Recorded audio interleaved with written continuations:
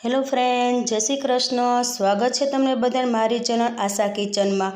વ્રત ઉપવાસમાં આપણે બટેટા કે સાબુદાણાની એવી અલગ અલગ રેસીપી બનાવતા હોય છે વ્રત ઉપવાસમાં ખાવા માટે. પણ એવી રેસીપી તમે ખાઈ ખાઈને કંટાળી ગયા છો તો આજે આપણે એકદમ ઉપવાસમાં ખવાય તેવી આપણે ફરાળી દહીંવડા બનાવવાના છીએ. વ્રત ઉપવાસમાં ખાઈ શકાય તેવા ફરાળી દહીંવડાની રેસીપી બનાવીશું. દહીંવડા બનાવવા માટે નહીં પલાળવા કે પીસવાની જરૂર નથી. ઇન્સ્ટન્ટ જ આ દહીંવડા બનીને તૈયાર થાય છે. એકદમ સરસ એવા પોચા બનીને તૈયાર થઈ જાય છે. તો ચાલો આપણે બધાને ભાવે તેવા ફરાળી દહીંવડા બનાવીએ. તેની માટે મેં મીડિયમ સાઇઝનું બટેટું લઈ લીધું છે. તેને છાલ હટાવી લીધી છે અને સરસ એવું વોશ કરી લીધું છે. પછી મોટા મોટા આવી રીતે ટુકડા કરી લેવાના છે.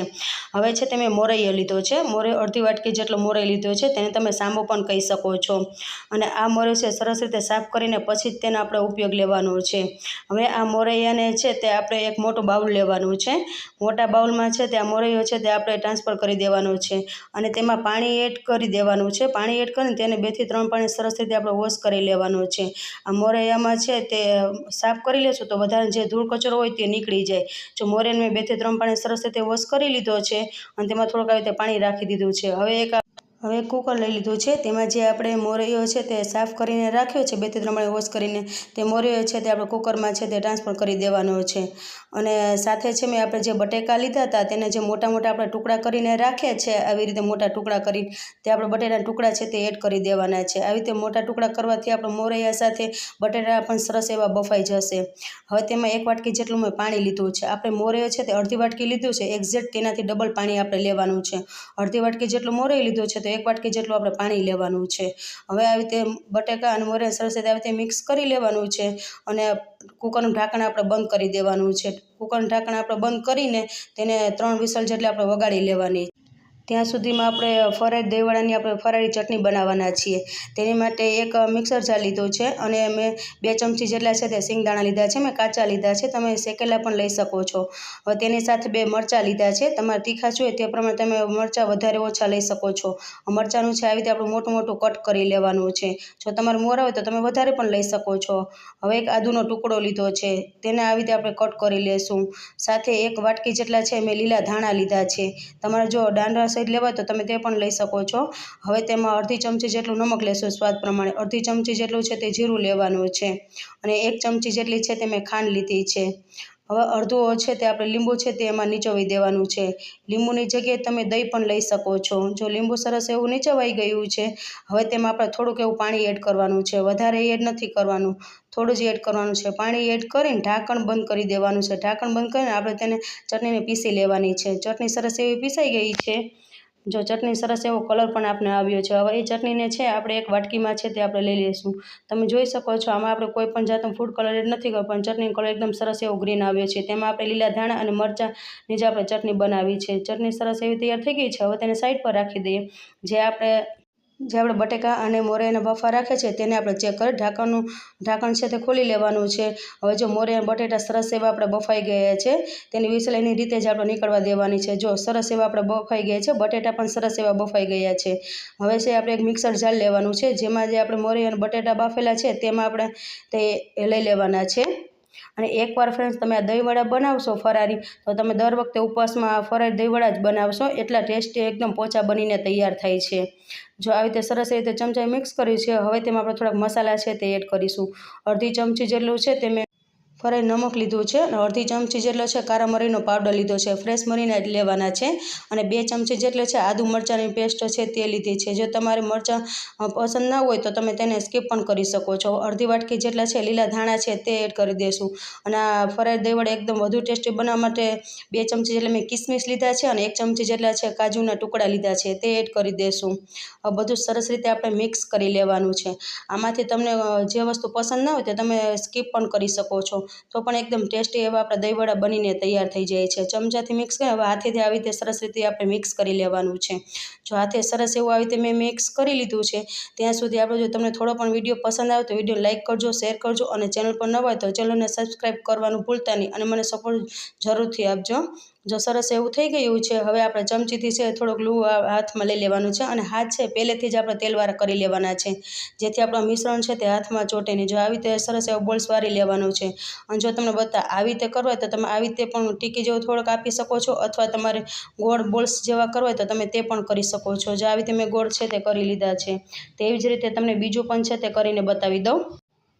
તો બીજો પણ સરસ એવો આવી રીતે બોલ્સ છે તે વળી ગયો છે. તેવી જ રીતે આપણે બધા દહીંવડા છે તે બનાવીને તૈયાર કરવાના છે. જો તેવી જ રીતે છે મેં બધા જ છે તે વડા આવી રીતે તૈયાર કરી લીધા છે. જો સરસ એવા દેખાવ પણ આવે છે ને, એટલામાંથી મારા આટલા જો એક ડીશ જેટલા ભરાઈને આપણે વડા છે તૈયાર થઈ ગયા છે. અને પહેલેથી જ મેં તેલ ગરમ કરવા રાખી દીધું છે. થોડોક આપણે તેમાં મિશ્રણ એડ કરી. જો તેલ સરસ એવું ગરમ થઈ ગયું છે, તેમાં બબલ્સ પણ એવા થાય છે, મીન્સ કે આપણું તેલ સરસ ગરમ થઈ ગયું છે. હવે જે આપણે વડા બનાવે છે તે વડા આવી રીતે છે તેલમાં એડ કરીને તળી લેવાના છે. અને પેનમાં જેટલા સમય તેટલા જ આપણે એડ કરવાના છે. અને ગેસની ફ્લેમ છે તે મીડિયમ ટુ હાઈ રાખવાની છે, કેમ કે પહેલેથી જ આપણે મોરિયા અને બટેટા છે તે બફાયેલા છે. અને આને આપણે પલટાવવાની જરા પણ ઉતાવળ નથી કરવાની, નકર આપણે વડા છે તે ફાટી જશે. થોડાક ક્રિસ્પી થાય પછી જ તેને આપણે પલટાવવાના છે. જો થોડાક એવા ક્રિસ્પી થઈ ગયા છે, હવે હું તેને પલટાવી લઉં છું. જો આવી રીતે બંને બાજુ સરસ એવી રીતે પલટાવતું રહેવાનું છે. બંને બાજુ સરસ એવા ક્રિસ્પી થાય ત્યાં સુધી આપણે વડાને છે તે તળી લેવાના છે. અને આપણા વડા છે બંને બાજુ સરસ એવા ક્રિસ્પી થઈ ગયા છે અને તળાઈ ગયા છે. હવે તેને આપણે એક પ્લેટમાં છે તે લઈ લઈશું. તેવી જ રીતે છે તે બીજા વડા છે તેને પણ આપણે તળી લેવાના છે. પેનમાં જેટલા સમય તેટલા વડા આપણે તેને એડ કરી દેવાના છે. બંને બાજુ સરસ એવા ક્રિસ્પી થાય ત્યાં સુધી આપણે વડાને તળી લેવાના છે. બંને બાજુ સરસ એવા ક્રિસ્પી થઈ ગયા છે, વડા તળાઈ ગયા છે. હવે તેને આપણે પ્લેટમાં લઈ લઈએ. હવે છે મેં અડધી વાટકી જેટલું છે તે મોરું દહીં લીધું છે. અને ખાટું દહીંનો ઉપયોગ નથી કરવાનો, જે મને મોરું દહીં લેવાનું છે. અને સાથે મેં 2 ચમચી જેટલી સાકર લીધી છે, તે સાકરનો મેં પાવડર કરી લીધો છે. તેની જગ્યાએ તમે ખાંડ પણ લઈ શકો છો, તમને જે અનુકૂળ આવે તે તમે લઈ શકો છો. જો ચમચીથી આવું સરસ એવું મિક્સ કરીને વિસ્કરની મદદથી સરસ રીતે આપણે મિક્સ કરી લેવાનું છે, જેથી દહીં છે સરસ એવું ફેટાઈ જાય ને એકદમ સ્મૂથ એવું બનીને તૈયાર થઈ જાય. જો દહીંને સરસ રીતે આવી રીતે ફેટી લીધું છે, જો તમને બતાવી દઉં, જો આવી રીતે દહીં છે સરસ એવું સ્મૂથ થઈ જવું જોઈએ. જો દહીં કેવું સરસ એવું સ્મૂથ આપણે થઈ ગયું છે એકદમ. હવે તેને આપણે સાઈડ પર રાખી દઈએ. હવે જે વડા તળીને રાખે છે તેને આપણે જોઈ લઈએ. વડા જે આવા સરસ એવા ક્રિસ્પી થઈ ગયા છે, જો એકદમ સરસ એવા ક્રિસ્પી, જોતાં જ ખાવાનું મન થઈ જાય એવા બન્યા છે. તમારે આ વડાને એનમ ખાવા તો તમે એનમ પણ ખાઈ શકો છો, પણ આજે આપણે દહીં વડા બનાવીએ છીએ એટલે તેને આપણે અલગ રીતે કરીએ છીએ. હવે મિક્સિંગ બાઉલ લીધા છે, જે દહીં વડા લીધા છે તેને આપણે લઈ લઈશું. અને તેમાં મેં ફ્રીજનું ઠંડુ પાણી લીધું છે, તમે નોર્મલ પાણી પણ લઈ શકો છો. હવે તેમાં પાણીમાં રાખીને તેને 2 મિનિટ સુધી જ રાખવાના છે, વધારે નથી રાખવાના. આ દહીં વડા એકદમ સોફ્ટ એવા હોય છે. જો સરસ 2 મિનિટ સુધી રાખ્યા છે અને દહીં વડા એકદમ સોફ્ટ થઈ ગયા છે. હાથમાં લઈને આવી રીતે થોડુંક પ્રેસ કરવાનું છે, વધારે પ્રેસ નથી કરવા, નકર આપણા વડા છે તે એકદમ તૂટી જશે. જો આવી રીતે થોડુંક એવું જ પ્રેસ કરવાનું છે. તેવી જ રીતે છે મેં બધા વડામાંથી છે પાણીને આવી રીતે પ્રેસ કરી દબાવીને છે લઈ લીધા છે, તૈયાર કરી લીધા છે. હવે જે આપણે પ્લેટમાં દહીં વડા તૈયાર કરવાના છે તે વડાને છે તે આવી રીતે ગોઠવી લેવાના છે. હવે તે સરસ એવા ગોઠવાઈ ગયા છે. જે આપણે મીઠું દહીં કરીને રાખ્યું છે તે દહીંને આવી રીતે ચમચાની મદદથી છે ઉપરથી આવી રીતે રેડી દેવાનું છે.